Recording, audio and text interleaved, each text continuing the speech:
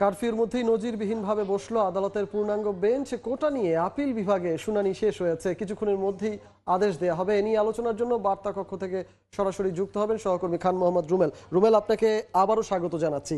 এর আগেও আপনি আমাদের সাথে যুক্ত হয়েছিলেন, সেখানেও আপনি সেখানকার আইনজীবীরা কী ধরনের কথা বলেছেন শুনানিতে সেটি নিয়ে আলোচনা করেছিলেন। আমি এই মুহূর্তে জানতে চাচ্ছি যে ঠিক কখন আসলে আদেশটি প্রদান করা হবে এবং সেখানে নাকি 9 জন আইনজীবী বক্তব্য উপস্থাপন করেছেন। আমরা জানি শুধুমাত্র সিনিয়র 5 জন আইনজীবী এবং রিটকারী আইনজীবী সেখানে বক্তব্য উপস্থাপন করেছেন, সাথে অ্যাটর্নি জেনারেল ছিলেন। বাকি আইনজীবী কারা সে বিষয়ে জানতে পেরেছেন কিনা? জি রিচার্ড, আপনাকে ধন্যবাদ। শুরুতে আপনার প্রথম কথাটি দিয়ে আমি শুরু করতে চাই। আপনি যেটি বলছিলেন যে নজিরবিহীনভাবে আজকে আদালত বসেছে। আপনি জানেন যে কারফিউ চলছে গতকাল থেকে। আজকে প্রধান বিচারপতির নেতৃত্বে পূর্ণাঙ্গ আপিল বিভাগের পূর্ণাঙ্গ বেঞ্চ বসেছে সকাল 10টার কিছু পরে এবং প্রায় আড়াই ঘন্টা মতো বা আড়াই ঘন্টা আর একটু কিছু কম সময় পর্যন্ত শুনানি করেছেন। এবং যেটি বলছিলেন যে নজিরবিহীনভাবে, আপনি জানেন যে এই কোটা সংস্কারের যে আন্দোলনটি চলছে, তো এই কোটার প্রেক্ষাপটে একটু আদালতের বিষয়টিও এখানে আছে। এবং আপনি জানেন যে গত 5ই জুন হাইকোর্ট যে রায় দিয়েছিল, তো সেই প্রেক্ষিতে কিন্তু রাষ্ট্রপক্ষ আপিল করেছিল যে এই হাইকোর্ট যে কোটাটি পুনর্বহাল করেছিল সেটি বাতিল চেয়ে রাষ্ট্রপক্ষ আপিল করেছিল। তো এরপরে হাইকোর্টের পূর্ণাঙ্গ রায় প্রকাশ হয়নি বলে আপিল বিভাগ সেটি ফেরত পাঠিয়েছিলেন। পরবর্তীতে আবার রাষ্ট্রপক্ষের আবেদনের প্রেক্ষিতে আপিল বিভাগ কিন্তু শুনেছেন। এরই মধ্যে হাইকোর্টের প্রথম যেটি হয়েছে যে শর্ট সেন্টেন্স, অর্থাৎ যে সংক্ষিপ্ত রায়, তারপরে আপনার রায়ের মূল অংশ প্রকাশ হয়েছে, তারপরে পূর্ণাঙ্গ রায় প্রকাশ হয়েছে।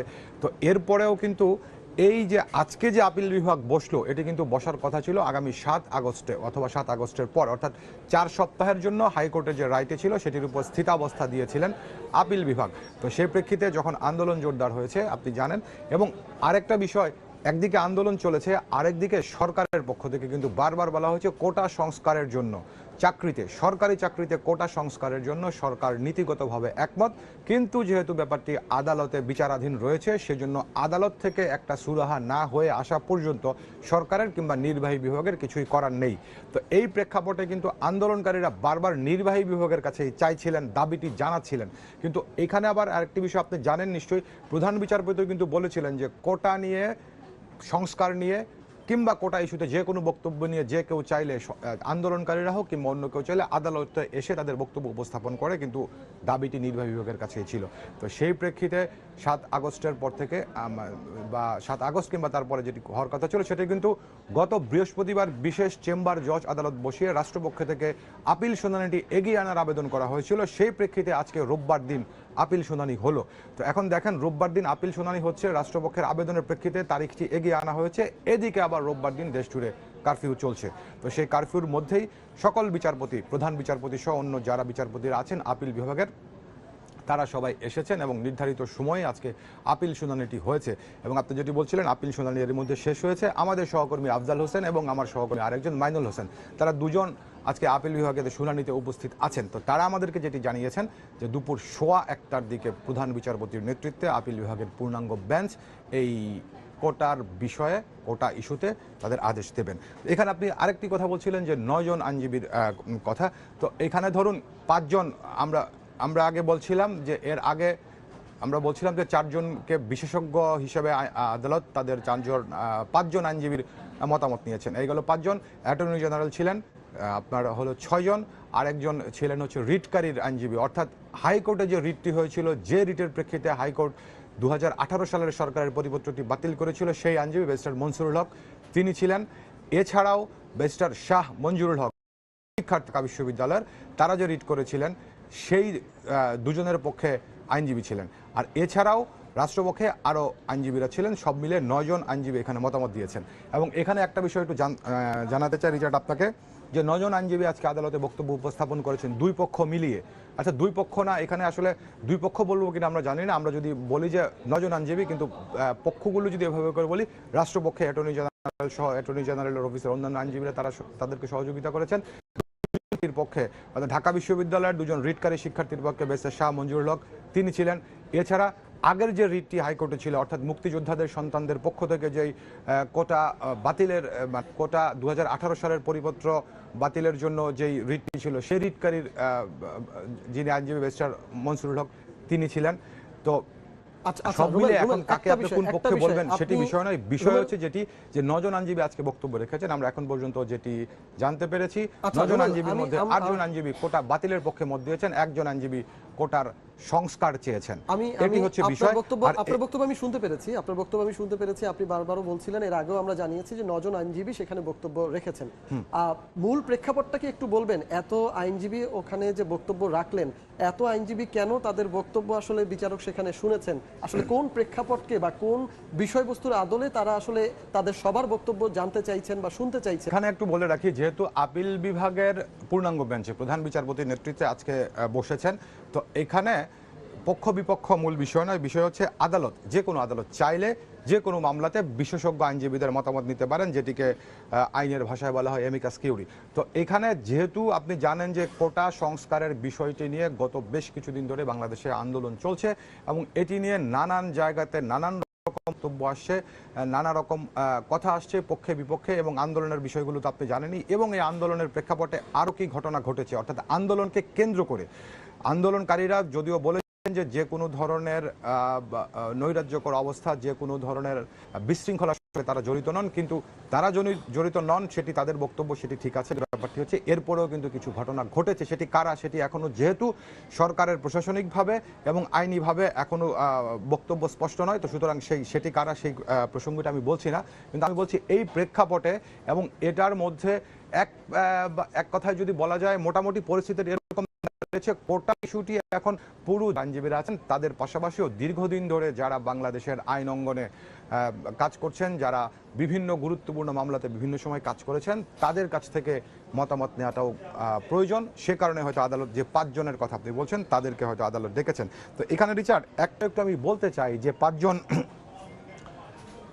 কথা বলা হচ্ছে, যে 5 জনের কথা বলা হচ্ছে, তো তারা কি কি বলেছেন একটু যদি আমি একটু সংক্ষিপ্ত আকারে আমরা এখন পর্যন্ত যতটুকু জানতে পেরেছি সেটি একটু আপনাকে জানাতে চাই। যেমন ব্যারিস্টার সারা হোসেন তিনি আদালতে কথা বলেছেন। তো ব্যারিস্টার সারা হোসেন বলেছেন যে শতাধিক মানুষ প্রাণ হারিয়েছে, আমরা চাই আমাদের সন্তানদের জীবন সবার আগে। অর্থাৎ এই যে আপনি দেখছেন, আমি যে কথাটি আপনাকে বলছিলাম যে এই কোটা সংস্কার আন্দোলনকে কেন্দ্র করে দেশের মধ্যে যে একটা পরিস্থিতি তৈরি হয়েছে, এই ব্যাপারটি কিন্তু সুপ্রিম কোর্টের একজন সিনিয়র আইনজীবী ব্যারিস্টার সারা হোসেন তাকেও স্পর্শ করেছে। তিনি ব্যাপারটি আজকে আদালতে নোটিশ করার চেষ্টা করেছেন তার বক্তব্যে। অর্থাৎ বলছেন যে মানুষজন যে মারা যাচ্ছে পক্ষে বিপক্ষে বিষয় নয়, যারাই মারা যাচ্ছেন কিংবা যত সম্পদের ক্ষতি হচ্ছে সবই হচ্ছে বাংলাদেশের সম্পদ, এ দেশের মানুষের, এ দেশের জনগণের সম্পদ, এবং যে মানুষগুলো মারা যাচ্ছেন তারা হচ্ছে এ দেশের নাগরিক। তো একজন নাগরিকের মৃত্যুও নিশ্চয়ই কারো কাছে কাম্য নয়। দেশের একটি কণা পরিমাণ সম্পদের বিনষ্ট হওয়া কিংবা ক্ষতিগ্রস্ত হওয়া নিশ্চয়ই কারো কাম্য নয়। তো এখন ব্যারিস্টার সারা হোসেন হয়তো এই প্রেক্ষাপটেই আদালতে এই বক্তব্যটি দিয়েছেন। আমরা জানি যে এখানে রিটকারীর যিনি আইনজীবী আছেন, যে কথাটি বলছিলাম, হাইকোর্টে রিট করেছেন যে 2 জন, তাদের যে আইনজীবী ব্যারিস্টার মনসুরুল হক, তিনি বলেছেন সংস্কার করে মুক্তিযোদ্ধাদের জন্য যৌক্তিক পর্যায়ে কোটা সংরক্ষণ করার জন্য। আপনি একটু খেয়াল করুন রিচার্ড, রিটকারীর আইনজীবী অর্থাৎ হাইকোর্টে যে রিটটি হয়েছিল, যে রিটে বলা হয়েছিল 2018 সালের কোটা বাতিল করে জারি করা পরিপত্র পুনর্বহাল করা হলো, অর্থাৎ কোটা আবার ফেরানো হলো, সেই পক্ষে যে আইনজীবী দাঁড়িয়েছিলেন আজকের প্রেক্ষাপটে, আজকের দিনে দাঁড়িয়ে আজকে আদালতে তিনিও মনে করছেন যে কোটার যৌক্তিক সংস্কার প্রয়োজন, অর্থাৎ মুক্তিযোদ্ধাদের জন্য যৌক্তিক পর্যায়ে কোটা রাখার, অর্থাৎ সকল পর্যায়ের কথাই, কিন্তু তিনি মুক্তিযোদ্ধাদের জন্য যৌক্তিক পর্যায়ের কথাটা কেন স্পেসিফিক আদালতে উল্লেখ করেছেন, কারণ তিনি 2 জন মুক্তিযোদ্ধার সন্তানের পক্ষে আদালতে রিট করেছিলেন। আরেকটি বিষয় একটু জানতে চাই, আপনার জানাতে চাই, ধরেন ব্যারিস্টার তানিয়া আমির, আপনি জানেন তিনিও বাংলাদেশের একজন স্বনামখ্যাত আইনজীবী, এবং সবচেয়ে বড় বিষয় হচ্ছে তিনি কিন্তু একজন মুক্তিযুদ্ধের অন্যতম সংগঠক ব্যারিস্টার আমিরুল ইসলামের মেয়ে। তো তিনিও এখানে কথা বলেছেন। ব্যারিস্টার তানিয়া আমির কি বলেছেন সেই বিষয়টি আমি জানাচ্ছি। তার আগে একটা বিষয়ের একটা তথ্য আপনার মাধ্যমে দর্শককে জানিয়ে রাখতে চাই। এর আগে আমরা যেটি বলেছিলাম যে 1:15 সময় আদালত আবার বসে, অর্থাৎ আপিল বিভাগ আবার বসে আদেশ দেবেন। তো এখন 1:15 বাজে, এখন পর্যন্ত আদালত আবারও বসেননি, অর্থাৎ এজলাসে ওঠেননি। তো সেই যদি আদালত এজলাসে ওঠেন কিংবা আদেশ দেওয়া শুরু হয়, জানার সঙ্গে সঙ্গে আমরা আমাদের দর্শকদেরকে জানানোর চেষ্টা করব। ব্যারিস্টার তানিয়া আমিরের কথা বলছিলাম রিচার্ড। ব্যারিস্টার তানিয়া আমির বলছেন যে মুক্তিযোদ্ধারা অনগ্রসর নন, তারা ছিলেন দেশের অগ্রগামী সৈনিক। অর্থাৎ আপনি দেখেন সম্মানের জায়গাটা, যৌক্তিকতার জায়গাটা যেন ঠিক রেখে কোটার বিষয়ে একটি আদেশ আসে, সে বিষয়টি আদালতে আমাদের বিশেষজ্ঞ আইনজীবীরা যারা আছেন কিংবা পক্ষে বিপক্ষে যারা কথা বলেছেন সবাই আদালতে তুলে ধরার চেষ্টা করেছেন। রুমেল আরেকটা বিষয়, রুমেল আরেকটা বিষয়, অন্য যারা আইনজীবীরা আছেন তারাও সেখানে বিজ্ঞ আইনজীবী হিসেবে ব্যারিস্টার এহসানুল করিম ছিলেন। রুমেল, সেখানে বিজ্ঞ আইনজীবী হিসেবে ব্যারিস্টার এহসানুল করিমও ছিলেন, সেখানে তানজিবুল আলমও ছিলেন। তাদের বক্তব্যটাও আপনি অবশ্যই আমাদেরকে একটু জানাবেন, তাদের বক্তব্য সেখানে শুনানিতে তারা কি উপস্থাপন করেছেন। তার আগে একটা বিষয় আপনি আমাদেরকে জানাবেন, যারা কোটা সংস্কার আন্দোলনকারী হিসেবে মাঠে ছিল, আদালত কিন্তু কিছুদিন আগে থেকেই যখন তাদেরকে আলোচনার প্রস্তাব দেওয়া হয়েছিল তাদেরকে বলেছিলেন যে তারা চাইলেই কিন্তু আদালতে আসতে পারে, তাদের বক্তব্য আদালতে উপস্থাপন করতে পারে, তাদের আদালতে বক্তব্য উপস্থাপনের সুযোগ রয়েছে। তো সেখান থেকে কেউ গিয়েছিল কিনা, এই শুনানিতে তাদের কোনো উপস্থিতি পাওয়া গিয়েছিল কিনা, সে ব্যাপারে কোনো তথ্য আপনি জানতে পেরেছিলেন কিনা? জি রিচার্ড, এখন পর্যন্ত তারা কেউ কিংবা তাদের কোনো আইনজীবী কিংবা কোনো প্রতিনিধি গিয়েছেন বলে আমার কাছে তথ্য নেই। আজকের শুনানিতে সেটি আমার কাছে তথ্য নেই, এবং আমি যতটুকু আপনাকে বলতে চাই, আমাদের সহকর্মী যারা আদালতে আছেন, কোর্টে আছেন, তারা তো সেখান থেকে প্রায় প্রতিটি তথ্যই আমাদেরকে জানানোর চেষ্টা করেছেন। তো যদি তারা কেউ যেতেন, নিশ্চয়ই আমাদের সহকর্মীরা আমাদেরকে জানাতেন। শুধু আজকে নয়, একটা বিষয় আপনাকে একটু বলে রিচার্ড, এই প্রসঙ্গে একটু মনে করিয়ে দিতে চাই। সেটি হচ্ছে, যেদিন এই বিষয়ে অর্থাৎ এই কোটা ইস্যুতে আপিল বিভাগ প্রথম যেদিন শুনানি করে, অর্থাৎ যেদিন হাইকোর্টের রাইটের উপর স্থিতাবস্থা দেয় 4 সপ্তাহের জন্য আপিল বিভাগ প্রধান বিচারপতির নেতৃত্বে, সেদিনও কিন্তু প্রধান বিচারপতি বলেছিলেন যে কোটার ইস্যুতে যে কেউ, অর্থাৎ যারা আন্দোলন করছেন কিংবা শিক্ষার্থীরা, যে কেউ আদালতে এসে তাদের বক্তব্য উপস্থাপন করতে পারে, আদালত অবশ্যই তাদের বক্তব্য শুনবেন। এবং প্রধান বিচারপতি কিন্তু এই কথাটিও বলেছিলেন যে নির্বাহী বিভাগের কাছে কেন চাইছেন, আদালতে আসুক, আদালতের দরজা সবার জন্য খোলা। তো সেই থেকে শুরু করে আজকে, অর্থাৎ আজকে যখন আপনার আপিল বিভাগের শুনানিটি শেষ হলো, তো সে বিষয়টি যখন শেষ হলো, কিছুক্ষণের মধ্যে হয়তো রায় জানতে পারবো বলে আমার সহকর্মী আমাকে জানিয়েছেন। তো এই পর্যন্ত আমরা কিন্তু সেই শিক্ষার্থীদের কাউকে আদালতে উপস্থিত হতে দেখিনি, কিংবা তাদের পক্ষে কোনো আইনজীবী। তো ওই রায় পড়া শুরু হয়েছে বলে আমরা জানতে পেরেছি। আমরা চেষ্টা করব, আমাদের সহকর্মী যারা আদালতে উপস্থিত আছেন, এজলাসে আছেন, তারা রায়টি আমাদেরকে জানাবেন। তো আমরা চেষ্টা করব রিচার্ড, দর্শকদেরকে, আমাদের যারা দর্শকরা আছেন, রায়টি কি আসে। কারণ আপনি জানেন যে শুধু বাংলাদেশে নয়, বাংলাদেশের বাইরে বিভিন্ন জায়গায় যারা বাঙালি আছেন, বাংলাদেশি নাগরিকরা আছেন, তারা সবাই এই বিষয়টিতে নজর রেখেছেন, সবাই চোখ রেখেছেন, সবাই জানার চেষ্টা করছেন যে আদালত আজকে কি আদেশ দেন। তো যে বিষয়টি আমি বলছিলাম, বলছিলেন যে সেখানে সিনিয়র আইনজীবীরা কথা বলছিলেন, সেখানে যারা আইনজীবী বক্তব্য আপনি তারা কি বলছিলেন সেটি যখন হচ্ছে গিয়ে আপনি বলা করেছিলেন, আপনি আরো যারা আইনজীবী রয়েছেন তাদের বক্তব্যগুলো বলতে পারেন, তারা আসলে কি বলেছেন সেই শুনানিতে অংশ নিয়ে। জি রিচার্ড, এখন এখানে আপনার যে 9 জন আইনজীবীর কথা বলছিলাম, তার মধ্যে আমি এর আগে আপনার যে 5 জন, অর্থাৎ যারা বিশেষজ্ঞ হিসেবে আদালতে মতামত দিয়েছেন তাদের কথা বলছিলাম। তার এছাড়াও এখানে সবচেয়ে গুরুত্বপূর্ণ যদি বলি, মামলার আইনি প্রক্রিয়ার হিসেবে সবাই গুরুত্বপূর্ণ, কিন্তু মামলার আইনি প্রক্রিয়া হিসেবে রাষ্ট্রপক্ষের যিনি আইনজীবী ছিলেন, attorney general advocate AM Aminuddin. তো অ্যাডভোকেট AM আমিনউদ্দিন যেটি জানিয়েছেন, মানে আদালতে যেটি বক্তব্য উপস্থাপন করেছেন, যে হাইকোর্ট যে রায়টি দিয়েছে, অর্থাৎ কোটার বিষয়টি সরকারের এক পলিসিগত বিষয়, সেইখানে আদালত কোনো ধরনের হস্তক্ষেপ করতে পারে না। অর্থাৎ আদালত বলতে তিনি বুঝিয়েছেন হাইকোর্ট। এবং এই হাইকোর্টের যে কোটা পুনর্বহালের যে রায়টি, অর্থাৎ যে পরিপত্রটি বাতিল করা 2018 সালের, সেই প্রেক্ষাপটে তিনি বলেছেন। অর্থাৎ এখানে তিনি বোঝানোর চেষ্টা করেছেন যে কোটার ক্ষেত্রে যেহেতু নির্বাহী বিভাগের হাতে বিষয়টি রয়েছে, নিচে আদালত থেকে বিচার্য বিষয় করা, এটি হচ্ছে আন্দোলনের বিষয়। এবং আজকে আদালত যে আদেশ দিবেন কিংবা আদালতে যে শুনানিটি হয়েছে, আদালতের বিচার্য বিষয়ও এটি। সুতরাং এই সংস্কারের বিষয়ে কোনো দ্বিমত নেই কারোর সঙ্গে, মানে কারোর কোনো দ্বিমত নেই, কিন্তু মূল বিষয়টি হচ্ছে যৌক্তিক পর্যায়টা কি, সেটি আজকে আদালত থেকে নির্ধারিত হবে। আর এখানে আরেকটা বিষয় রিচার্ড আমরা জানাতে চাই আপনাকে, আমাদের সহকর্মীরা আমাকে যেটি জানিয়েছেন সেটি হচ্ছে যে আমরা সব আইনজীবীদের কথা বলছিলাম। আমি একটু প্রধান বিচারপতি আজকে আদালতে শুনানি চলাকালে একটি পর্যবেক্ষণ দিয়েছেন। তো শুনানি চলাকালে আদালত যে কথা বলেন প্রধান বিচারপতি, সেটিও আপনাকে গুরুত্বের সঙ্গে দেখতে হবে। প্রধান বিচারপতি বলেছেন আজকে যে সংবিধানে অনগ্রসর জনগোষ্ঠী বা পিছিয়ে পড়া জনগোষ্ঠী বলে কেউ নেই। তো এখন দেখুন, আমাদের যে কোটার প্রসঙ্গ যেগুলো আসছে, 56% কোটা চাকরিতে বলা হচ্ছে, সরকারি চাকরির জন্য 56% কোটা আছে। এটির সংস্কারের জন্যই আন্দোলন চলছে, এটির সংস্কারের জন্যই আদালতে পক্ষ বিপক্ষ। তো এখন এই 56%-এর মধ্যে 30% মুক্তিযোদ্ধা কোটা, 10% নারী কোটা, 10% জেলা কোটা, তারপরে আপনার প্রতিবন্ধী কোটা আছে, তারপরে আপনার অনগ্রসর গোষ্ঠী বলেও অনগ্রসর গোষ্ঠীর জন্য কোটা আছে। এখন অনগ্রসর গোষ্ঠী বলতে ক্ষুদ্র নৃগোষ্ঠীকে বোঝা হয়, কিংবা পিছিয়ে পড়া যারা একটু, যেমন ধরেন জেলা কোটাটি কেন রাখা হয়? কারণ বিভিন্ন জেলাতে আপনি জানেন সব জায়গাতে একই রকম সুবিধা নেই। মানে কথার কথা আপনাকে একটু যদি আমি বুঝাই, বাংলাদেশের প্রত্যন্ত কোনো জেলার কোনো একটি গ্রামে সে একই রকম কিন্তু জেলা কোটা রাখা হয়েছে। মানে হচ্ছে রাষ্ট্র চায় সকল নাগরিককে সমান সুযোগ দেওয়ার জন্য, এবং এটা রাষ্ট্রের কর্তব্য। রাষ্ট্রের সকল নাগরিককে সমান সুযোগ দিতে হবে। আপনার বাংলাদেশের সংবিধানে বলা আছে এই দেশের সকল সমান। তো সেই সমান করতে গিয়েই এখন ধরুন কোনো না কোনো কারণে আমি ঢাকার বাইরে বা আপনি যে কোনো একটা প্রত্যন্ত জায়গায় অবস্থান করি, আর যিনি ঢাকায় অবস্থান করেন তিনি যে সুযোগ সুবিধাটি পাচ্ছেন, তিনি যে শিক্ষা পাচ্ছেন, আবার যখন চাকরির বাজারে আসি তখন আপনাকে আমাকে একই রকম প্রতিযোগিতার মধ্যেই পড়তে হয়। কিন্তু আপনার আমার জন্য হয়তো চাকরির প্রস্তুতি নেওয়ার জায়গাটাতে, পড়াশোনার জায়গাটাতে একই রকম সুবিধা নিশ্চিত করা যায়নি, সেটাটি রাখা হয়েছে। তো এই বিষয়গুলি হচ্ছে আজকে আদালতের বিচার্য বিষয়। আদালত এই সব বিষয়গুলোই শুনেছেন।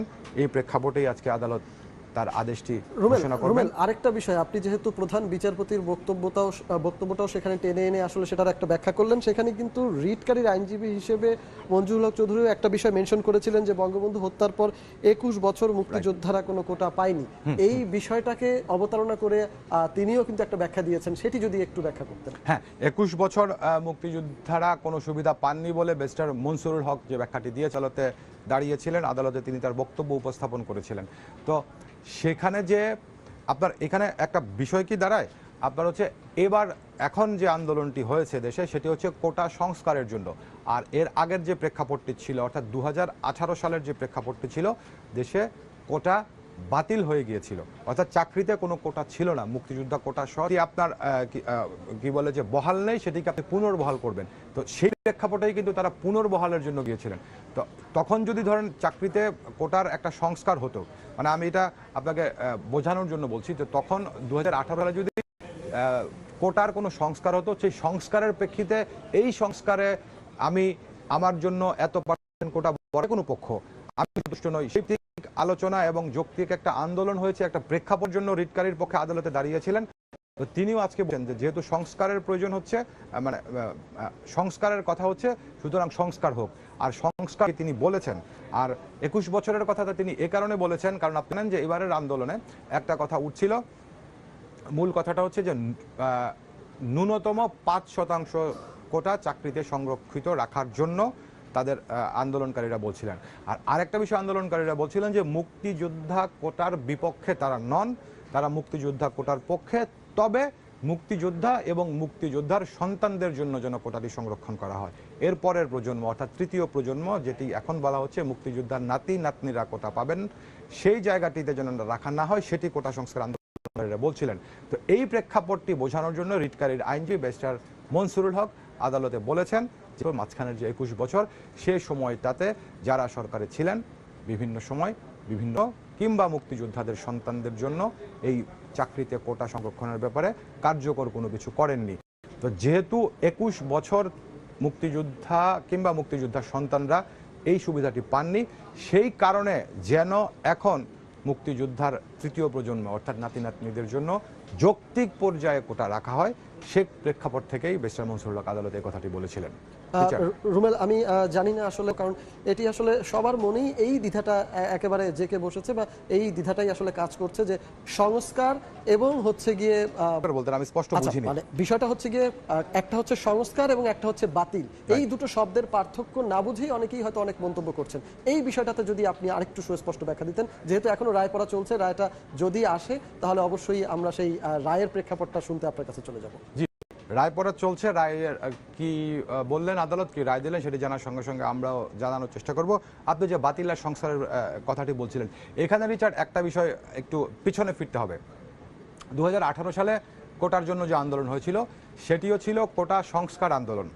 তো 2018 সালের কোটা সংস্কার আন্দোলনের প্রেক্ষিতে কোটা বাতিল হয়েছিল। তো এখন ব্যাপারটি হচ্ছে, তখন যারা আন্দোলন করছিলেন আর এখন যারা আন্দোলন করছেন সবাই বাংলাদেশের শিক্ষার্থী, বাংলাদেশের নাগরিক, কিন্তু তখন যারা আন্দোলন করেছিলেন আর এখন যারা আন্দোলন করছেন তারা কিন্তু এক নন। তো সেই জায়গাতে বলছি, 2018 সালে সংস্কারের জন্য আন্দোলন করে কোটা বাতিল হয়েছিল, কিন্তু তখন কিন্তু আন্দোলনকারীরা বলেননি, বা আন্দোলনকারীরা তখন সেটি সানন্দ চিত্তে মেনে নিয়েছিলেন। অর্থাৎ কোটা সংস্কারের জন্য আন্দোলন করে কোটা বাতিল হয়ে গেল, সেটিকে তারা গ্রহণ করেছিলেন। সেটি তারা বলেননি যে আমরা তো বাতিল চাইনি, আমরা তো সংস্কার চেয়েছিলাম। তারা কিন্তু বাতিলটাকে গ্রহণ করে নিয়েছিলেন। তো এই বাতিলের পরে আপনার প্রায় 6 বছর পরে এসে এটি আবার আদালতে উঠল। অর্থাৎ এই আন্দোলনটি যখন শুরু হলো, এবং এবারের এই ধাপের আন্দোলনটি আপনি জানেন যে গত 1 জুলাই থেকে আসলে বেশ ভালোভাবে সংগঠিত হয়েছে। তো এখন যখন আদালতে এটি আবার পুনর্বহাল হলো, এই প্রেক্ষিতেই আন্দোলন শুরু হয়েছে সেটি যদি ধরে নেই, এখন শিক্ষার্থীরা কিন্তু সংস্কারের কথা বলেছে, এখন কিন্তু তারা বাতিলের কথা বলেননি। আর আরেকটা বিষয় হচ্ছে, এখন যখন শিক্ষার্থীরা সংস্কারের জন্য আন্দোলন করেছিলেন, সরকারের পক্ষ থেকেও বলা হচ্ছিল যে তারাও সংস্কারের পক্ষে নীতিগতভাবে একমত। তো এই হচ্ছে সংস্কার আর বাতিলের পার্থক্য। রিচার্ড, আচ্ছা রুমেল, ইতিমধ্যেই বোধহয় হচ্ছে গিয়ে হাইকোর্ট তাদের আদেশ দিয়ে দিয়েছে। 2018 সালে হাইকোর্ট যে রায়টা দিয়েছিল, কোটা পুনর্বহালের যে আদেশটা দিয়েছিল, সেটা বোধহয় বাতিল হয়ে গেছে। সেই বিষয়ে সর্বশেষ তথ্য আপনি এখনো জানতে পেরেছেন কিনা? জি রিচার্ড, 2018 সালের পরিপত্র বাতিল করে হাইকোর্ট যে রায়টি দিয়েছিল, এটি আজকে আপিল বিভাগ থেকে বাতিল হয়ে গেছে। এখন পর্যন্ত আমরা এতটুকু জানতে পেরেছি। এবং আপনাকে আমি যেটি বলছিলাম, বা আমরা দুজন যেটি আলোচনা করছিলাম শুরু থেকে, আজকে আপিল বিভাগে ভিত্তিক সংস্কার প্রয়োজন, একজন বাদে। আমি বলছিলাম যে 9 জনের মধ্যে 8 জন বলছিলেন। আর বিশেষ করে রাষ্ট্রপক্ষের, রাষ্ট্রের প্রধান আইন কর্মকর্তা attorney general advocate M Aminuddin, তার বক্তব্যটা আপনার নিশ্চয়ই মনে আছে, যেটি আমরা এর আগের আলোচনায় বারবার উদ্ধৃত করছিলাম। অ্যাডভোকেট এম আমিনুদ্দিন কিন্তু বলেছিলেন যে হাইকোর্টের পূর্ণাঙ্গ রায় বাতিল চান তারা। সেই আপিল বিভাগের কাছে রাষ্ট্রপক্ষ থেকে জানানো হয়েছিল, এবং যেটি বলা হয়েছিল যে কথায় তাদের জন্য 5% থাকবে, আর অন্যান্য ক্ষেত্রে অথবা অন্যান্য কোটা 2% থাকবে। তাহলে ব্যাপার যেটি দাঁড়ালো এখন রিচার্ড, কোটার কি হয়েছে, কোটা বাতিলও নেই, এখন কোটা পুনর্বহালও নেই, এখন কোটার সংস্কার হয়েছে বাংলাদেশের সর্বোচ্চ আদালতের রায়ে।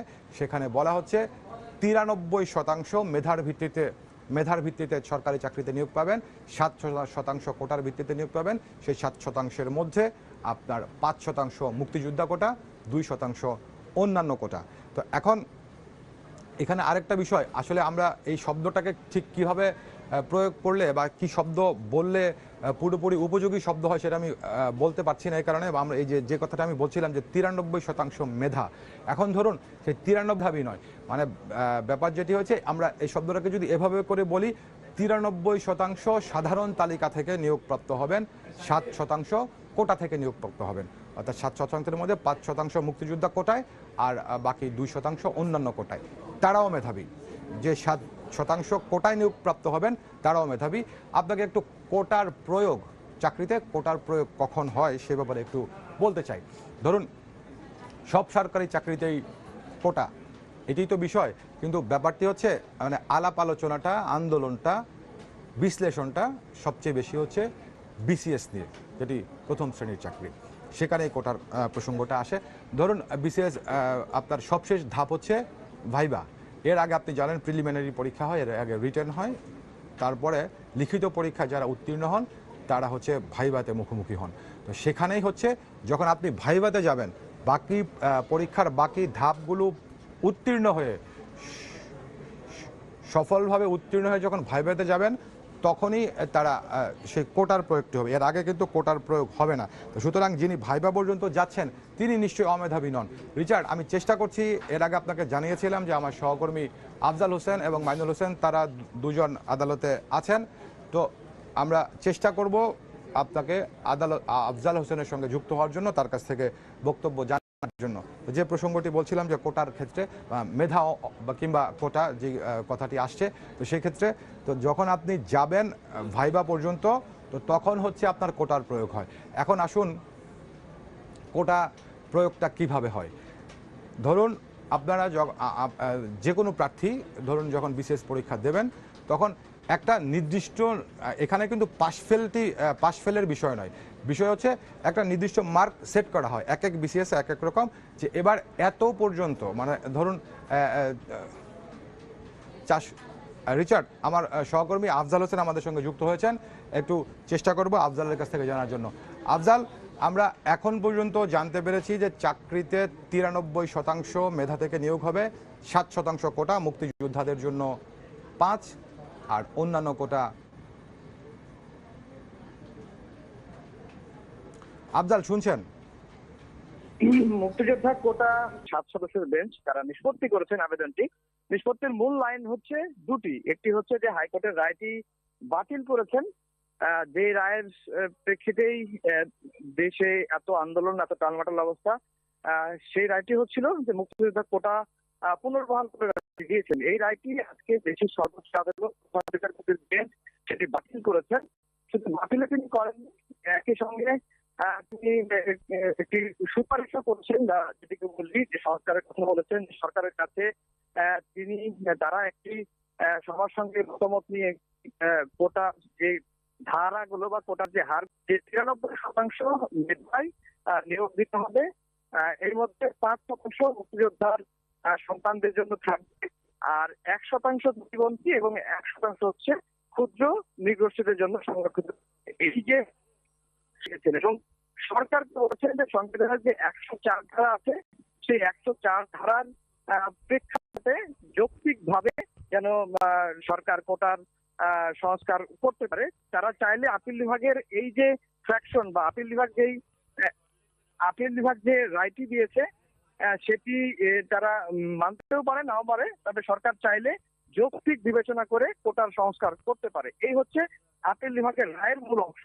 আর আপিল বিভাগ আরো বেশ কিছু পর্যবেক্ষণ দিয়েছেন বর্তমান চলমান অবস্থায় শিক্ষার্থীদের বলছেন, এবং শিক্ষার্থীরা ক্লাসে ফিরে যায়, এই জন্য যে পরিবেশ তৈরি করা দরকার, সেই পরিবেশটা কিন্তু সশস্ত্র শিক্ষা প্রতিষ্ঠানের যারা দায়িত্বে আছেন তাদেরকে করতে বলেছেন, ব্যবস্থা করতে বলেছেন, যেন শিক্ষার্থীরা ক্লাসে ফিরে গিয়ে শিক্ষার মনোনিবেশ করতে পারে। কারণ এখনকার শিক্ষার্থীরা আগামী দিনের ভবিষ্যৎ, তারাই দেশ পরিচালনা করবে, তারা যেন সেটি করতে পারে এই পরিবেশটা স্ব প্রতিষ্ঠানের যে দায়িত্বশীল রয়েছেন তাদেরকে সেই পরিবেশ তৈরি করতে বলছেন। তবে মুক্তিযোদ্ধাদের কোনোভাবেই অসম্মান বা কার্পণ্য করা যাবে না, এটি কখনোই মেনে নেওয়া যাবে না, এটি কিন্তু আপিল বিভাগ বলেছেন।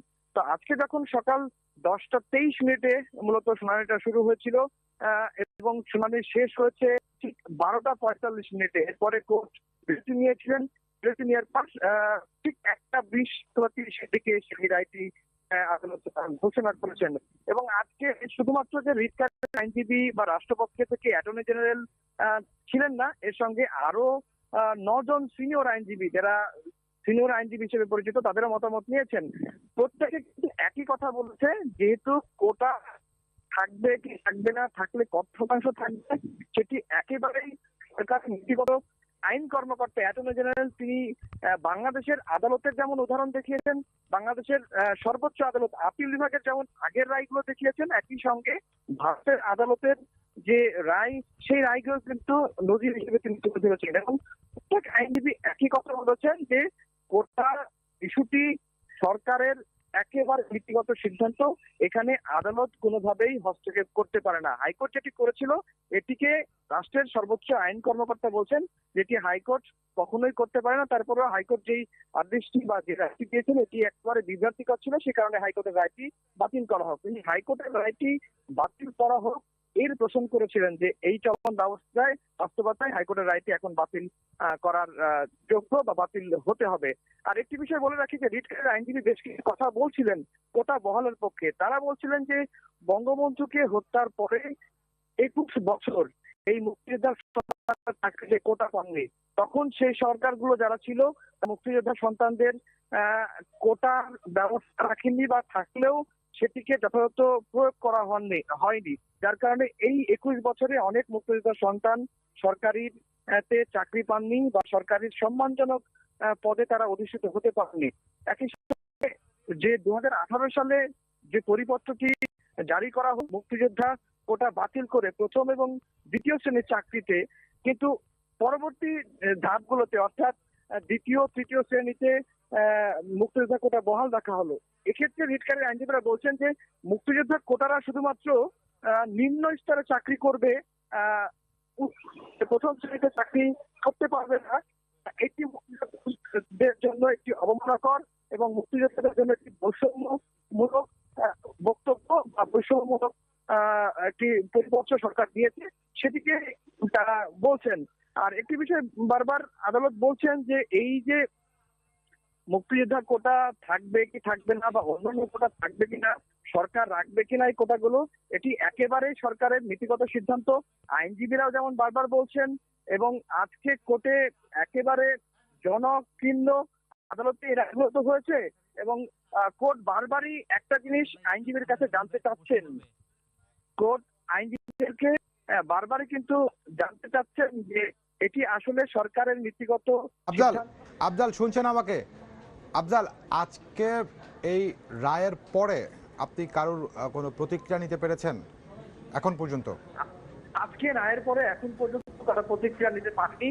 দুই শিক্ষার্থীর আইনজীবী হিসেবে পরিচিত ব্যারিস্টার শাহ মঞ্জুরুল হক, অ্যাডভোকেট শাহ মঞ্জুরুল হক, তিনি গণমাধ্যমের সামনে এসেছেন। কিছুক্ষণের মধ্যে হয়তো তিনি কথা বলবেন। তবে তার রায় হওয়ার পরপরে আমি তার সঙ্গে কথা বলেছি এবং তিনি আমাদেরকে যেটি বলেছেন যে আদালত যে রায় দিয়েছেন এটি একেবারে সঠিক রায় হয়েছে, সঠিক সিদ্ধান্ত হয়েছে এবং এই সিদ্ধান্তের পরে যারা আন্দোলন করছেন তারা এখন আন্দোলন থেকে। আফজাল, আমার মনে হয় আপনি ব্যারিস্টার শাহ মঞ্জুরুল হক যার কথা বলছেন তিনি এবং রাষ্ট্রের প্রধান আইন কর্মকর্তা অ্যাটর্নি জেনারেল, তাদের দুজনের প্রতিক্রিয়া নিয়ে যদি আমাদের সঙ্গে আনুষ্ঠানিকভাবে যুক্ত হন আপনার সঙ্গে আরেকটু আলাপ করতে পারবো। আফজাল, আপনি যদি একটু চেষ্টা করেন আইনজীবীদের প্রতিক্রিয়া জানার জন্য। আফজাল, ঠিক আছে। আফজাল ধন্যবাদ। রিচার্ড, আদালত প্রাঙ্গণ থেকে আমাদের সঙ্গে যুক্ত হয়েছিলেন সহকর্মী আফজাল হোসেন, তিনি তো এরই মধ্যে রায়ের মোটামুটি একটি বিষয় জানিয়েছেন। তা আপনি আফজাল যখন আইনজীবীদের প্রতিক্রিয়াটি পাবেন তার সঙ্গে আমরা আবারও যুক্ত হওয়ার চেষ্টা করব। তো আমরা একটা বিষয় একটু স্পষ্ট করবেন। আপনি দীর্ঘদিন ধরেও আদালত প্রাঙ্গণে গিয়েছেন, এই আদালত প্রাঙ্গণের অনেক বিট অনেক রিপোর্ট আপনার কাছ থেকে আমরা পেয়েছি। একটা বিষয় স্পষ্ট করবেন, আজকে যে আদালত যে আদেশটা দিল এই আদেশ একেবারে বাস্তবায়ন করতে আর কি কি আইনি প্রক্রিয়া আছে সেটির যদি একটা ছোটখাটো ব্যাখ্যা আপনার জানা থাকে যদি আমাদেরকে একটু দিতেন। আচ্ছা, এখন আইনি প্রক্রিয়ার কথা যদি আপনি বলেন, সেটি হচ্ছে আদালত যে আদেশটি দেন সে আদেশটি কিন্তু সবাই মানতে বাধ্য, এটি হচ্ছে একটি বিষয়। আর আরেকটি বিষয় আপনি শুনছিলেন যে আমাদের সহকর্মী আফজাল হোসেন বলছিলেন যে আদালত আজকে 93% সাধারণ তালিকা কিংবা মেধা আর বাকি 7%, 5% মুক্তিযোদ্ধা, 2% হচ্ছে অন্যান্য, আমরা সেটি পরিষ্কার হয়েছি, 1% ক্ষুদ্র নৃগোষ্ঠী, 1% প্রতিবন্ধী কোটা, এটি আজকে আদালত বলেছেন। এবং আমি রিচার্ড এখন পর্যন্ত আমার সহকর্মী আফজালের বক্তব্য যতটুকু শুনতে পেরেছি তার থেকে আমি যেটি বুঝেছি, আদালত মনে হয় এই কথাটিও বলেছেন যে এটি হচ্ছে আদালতের বিষয়, সরকার চাইলে এই জায়গাতে আরও কিছু করতে পারে। আমি এটি আফজালকে আরেকবার পেলে হয়তো স্পষ্ট করতে পারবো। এটি হলো রায়ের একটি অংশ। আর যে এরপরের আইনি প্রক্রিয়ার কথা বলছিলেন, যেহেতু এটি আপিল বিভাগ থেকে হয়েছে, প্রধান বিচারপতির নেতৃত্বে পূর্ণাঙ্গ বেঞ্চ আপিল বিভাগের এই রায়টি দিয়েছেন, সুতরাং এটি হচ্ছে চূড়ান্ত রায়, এরপরে আর আপিল চলবে না। কিন্তু এই রায়টি রিভিউ করা যাবে। রিভিউ আর আপিল কিন্তু এক জিনিস এখানে একটু বলতে চাই। রিভিউ মানে হচ্ছে রিভিউতে সাধারণত কোনো মামলার রায়ে বড় ধরনের কোনো পরিবর্তন আনে না, হয় না, কখনো নজির নেই। রিভিউ কেন করা হয় বা রিভিউ জিনিসটাকে, রিভিউ হচ্ছে ধরুন হাইকোর্টে একটি মামলা হয়েছে, সেই মামলাটি আপনি আপিল বিভাগে আপিল করছেন কিংবা ট্রায়াল কোর্টে, অর্থাৎ যদি আপনি নিম্ন আদালতে আসেন, জজ কোর্ট কিংবা ম্যাজিস্ট্রেট কোর্ট, সেখানে কোনো মামলা রায় হলে কোনো বিচার হলে সেটিকে আপনি হাইকোর্টে আপিল করেন, হাইকোর্টে কোনো কিছু হলে আপিল বিভাগে আপিল করেন, প্রধান বিচারপতির নেতৃত্বে যে আপিল বিভাগের বেঞ্চ তার কাছে। এটি হচ্ছে সবশেষ ধাপ। এরপরে রিভিউ প্রসঙ্গটা যেটি আসছে, অর্থাৎ হাইকোর্টে যে বিচারপতি শুনেছেন, আপনি আপিল বিভাগে গেলে কিন্তু অন্য বিচারপতিরা শুনছেন। কখনো প্রধান বিচারপতি শুনেন, কখনো প্রধান বিচারপতি আপিল বিভাগের এক বা দুইজন বা একজনের বেঞ্চও গঠন করে দিতে পারেন, কিংবা দুই থেকে একাধিক সদস্যের বেঞ্চও গঠন করে দিতে পারেন, তারা শুনেন। কিন্তু আপিল বিভাগে যেটি হয়, এই রায়টি রিভিউ যদি কেউ চায়, সেটি এই বেঞ্চের কাছে, অর্থাৎ প্রধান বিচারপতির নেতৃত্বে আপিল বিভাগের 7 সদস্যের বেঞ্চের কাছে চাইতে পারবেন। সেক্ষেত্রে তারা তাদের রায়টি রিভিউ করবেন। রিভিউ মানে হচ্ছে এই যে রায়টি তারা দিলেন, সে রায়ে কোনো টেকনিক্যাল, কোনো শব্দগত কোনো ত্রুটি আছে কিনা, ব্যাখ্যায় কোনো সমস্যা হচ্ছে কিনা, এই বিষয়ে রিভিউ করবেন। তো এখন এটি আমরা যদি একটু মোটা দাগ বলি, মানে সাধারণ ভাষায়, এটি হচ্ছে শেষ ধাপ, এটি হচ্ছে রায়। এখন এটি সবাইকে মানতে হবে। আর আরেকটি বিষয় হচ্ছে, যদি এই কথাটি থেকে হাইকোর্ট আজকের আপিল বিভাগের রায়ে যে তারা 93% মেধা এবং 5% মুক্তিযোদ্ধা কোটা, 1% ক্ষুদ্র নৃগোষ্ঠী কোটা, 1% প্রতিবন্ধী কোটা, এটি যদি তারা এটি দিয়েছেন, এবং এর পাশাপাশি যদি এরকমটা রেখে থাকেন রায়ের মধ্যে যে সরকার চাইলেও এর মধ্যে পরিবর্তন পরিমার্জন যেটি হাইকোর্টের রায়ে ছিল, অর্থাৎ আগে যেটি বাতিল হয়ে গেল, সেটি যদি থেকে থাকে, তাহলে হয়তোবা সরকার চাইলেও এখানে কোনো সংযোজন কিংবা বিয়োজন করতে পারবেন। এটি হচ্ছে বিষয়। আর আইনের কথা আপনি বলছিলেন, যেহেতু হাইকোর্ট থেকে রায় এখন যেহেতু আপিল বিভাগ থেকে রায় হয়েছে, এখন আপিল বিভাগের রায়টি প্রকাশ হবে। প্রকাশ হলে সরকার এটিকে গেজেটের মাধ্যমে প্রজ্ঞাপন দিয়ে আইনে পরিণত করবে, এবং এরপরে সরকারের যত নিয়োগ হবে, সকল নিয়োগ এই রায়ের যেই নির্দেশনা দেয়া আছে সেই অনুযায়ী নিয়োগ দিতে হবে চাকরির, বাংলাদেশের যারা সরকারি চাকরি করতে চান তাদের জন্য। রিচার্ড, আচ্ছা, এখন পরবর্তী সময়ে আসলে আমরা যেটা দেখেছি যে বৈষম্য বিরোধী ছাত্র আন্দোলন তাদের বিভিন্ন কর্মসূচি ঘোষণা করেছিল, তাদের আসলে এখন প্রেক্ষাপটটা কি হবে, বা তারা আসলে কোন সিদ্ধান্তে যাবে, এ ধরনের কোনো প্রতিক্রিয়া আগে থেকে পাওয়া গিয়েছিল কিনা সেটি যদি একটু জানাতেন। রিচার্ড, একটু আরেকবার বলবেন, আমি বুঝিনি আপনার কথাটি। না, বিষয়টি হচ্ছে কি এমন যে বৈষম্য বিরোধী ছাত্র আন্দোলন যে কর্মসূচি ঘোষণা করেছিল বা তাদের আন্দোলনটা যে কারণে সংঘটিত হয়েছিল, সেই বিষয়টাতে একটা চূড়ান্ত রায় কিন্তু ইতিমধ্যে আপিল বিভাগ দিয়ে দিয়েছেন। এর পরবর্তী প্রেক্ষিতে আসলে তাদের পক্ষ থেকে এখন এটিকে মেনে নিয়ে তারা কোনো স্টেটমেন্ট দেবেন কিনা, এই বিষয়ে আমরা আগে থেকে কোনো কিছু জানতে পেরেছিলাম কিনা, সেটির ব্যাপারে কোনো তথ্য আপনার কাছে আছে কিনা? না, এখন পর্যন্ত বৈষম্য বিরোধী ছাত্র আন্দোলনের যারা কোটা সংস্কারের জন্য আন্দোলন করছিলেন, তাদের কোনো বক্তব্য কিংবা প্রতিক্রিয়া আমরা এখন পর্যন্ত জানতে পারিনি। তো একটা বিষয় আপনি একটু জেনে থাকবেন, সেটি হচ্ছে যে বৈষম্য বিরোধী ছাত্র আন্দোলন যারা কোটা সংস্কারের জন্য আন্দোলন করছিল, তারা যে বিষয়টি বলছিলেন যে তারা চান ন্যূনতম 5% কোটা, অর্থাৎ সরকারি চাকরিতে ন্যূনতম 5%, কমপক্ষে 5%, অর্থাৎ এটি ছিল তাদের দাবি। তো আজকে যেটি হলো সেটি হচ্ছে যে আপিল বিভাগের রায়ে 7% রাখা হলো, অর্থাৎ তাদের যে দাবি ছিল, যে দাবিতে তারা আন্দোলন করছিলেন, সেটির খুব কাছাকাছি কিন্তু আজকে আদালতের রায় আসলো। তো সুতরাং এখানে আমার মনে হয় না যে তাদের সংক্ষুব্ধ হওয়ার কিংবা তাদের এই রায়ে অসন্তুষ্ট হওয়ার কিছু আছে। তো তারপরেও নিশ্চয়ই আমাদের সহকর্মীরা তাদের সঙ্গে যোগাযোগ করার চেষ্টা করছেন কোটা বৈষম্য বিরোধী ছাত্র আন্দোলনের। আচ্ছা, হাইকোর্টে আইনজীবী ব্যারিস্টার শাহ মঞ্জুরুল হক, 2 শিক্ষার্থীর পক্ষে যিনি ছিলেন, তার প্রতিক্রিয়া এখন আমরা জানার জন্য সরাসরি যাচ্ছি। রিচার্ড, মনে করে বা আমরা সাবমিশন করেছি যে মুক্তিযোদ্ধারা আমাদের জাতির সূর্য সন্তান, তারা আমাদের গৌরব, তাদেরকে কখনোই ব্যাকওয়ার্ড হিসেবে চিহ্নিত করা যাবে না, তারা ফরওয়ার্ড থাকবে সবসময়, তাদের সম্মানার্থে এই কোটা দেওয়া হয়েছে, এটা তাদের সম্মানের বিষয়। আর অন্য অন্য যারা পেয়েছে তারা তাদের রাইট হিসেবে সংবিধানের আর্টিকেল 28, 29, 14 অনুযায়ী যেভাবে প্রোটেক্ট করতে বলা হয়েছে, সরকার সেভাবে তাদের রাইট এবং তাদের ইন্টারেস্টটাকে প্রোটেক্ট করবে।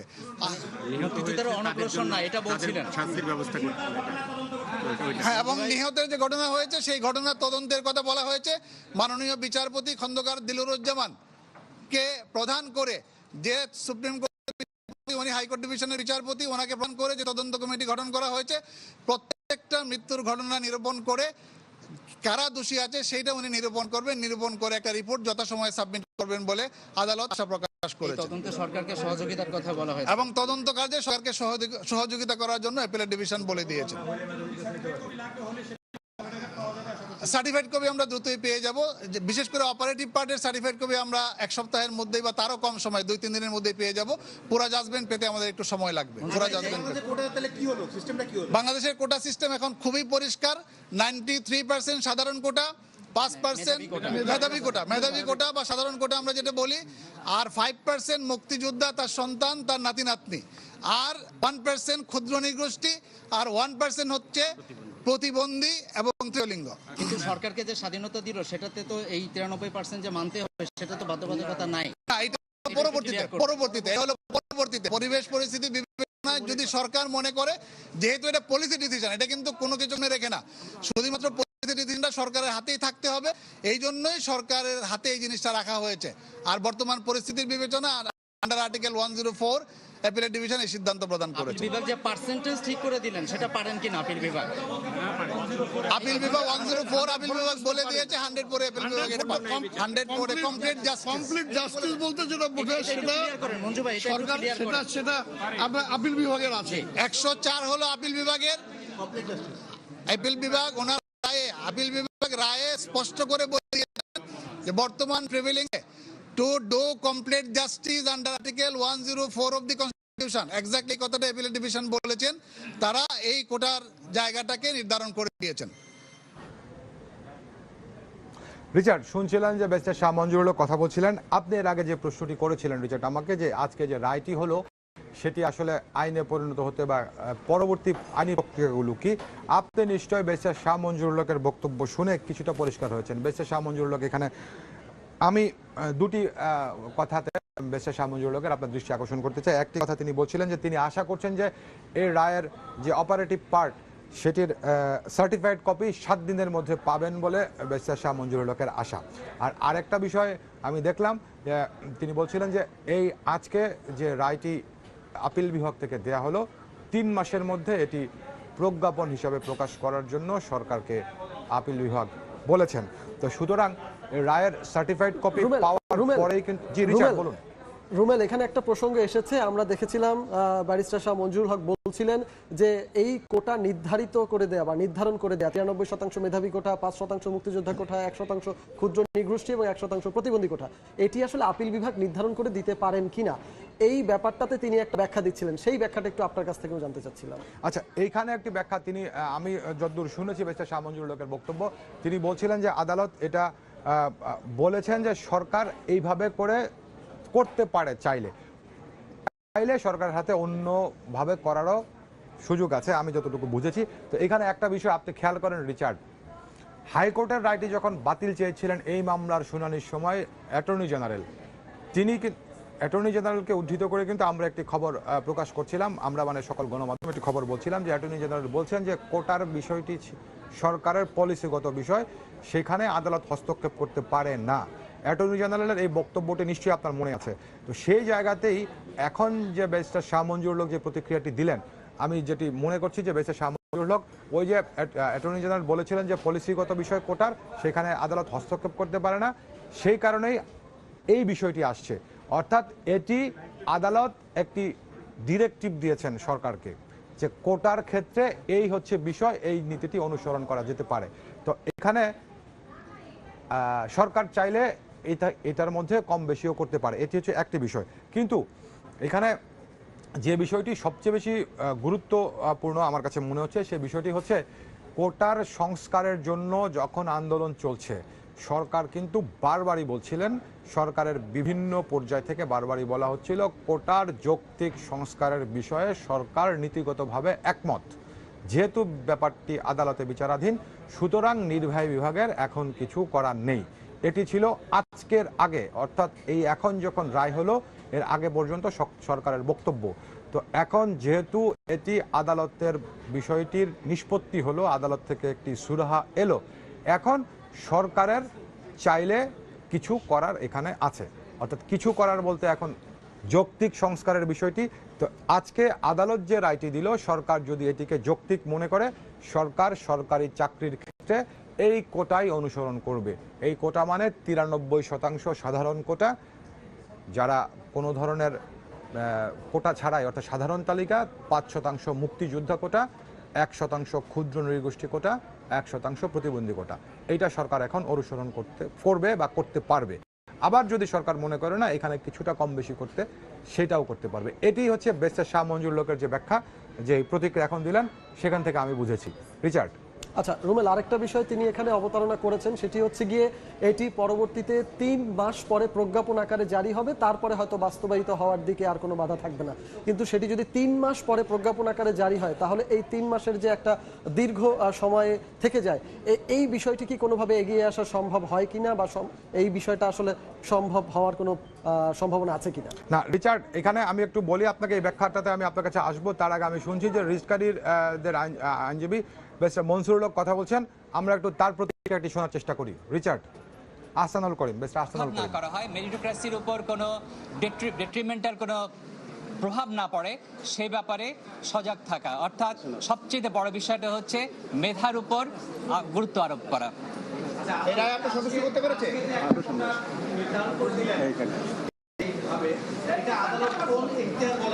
দেখেন, জি না, এটা পলিসি ডিসিশন আলাদা দেয়নি। সেটা হচ্ছে আমাদের সংবিধানে 104 যে ধারাটি, যে অনুচ্ছেদটি আছে, সেই অনুচ্ছেদটি হচ্ছে কমপ্লিট জাস্টিস। কমপ্লিট জাস্টিস কখন হয়? যখন সমাজের প্রয়োজনে, ব্যক্তির প্রয়োজনে, যখন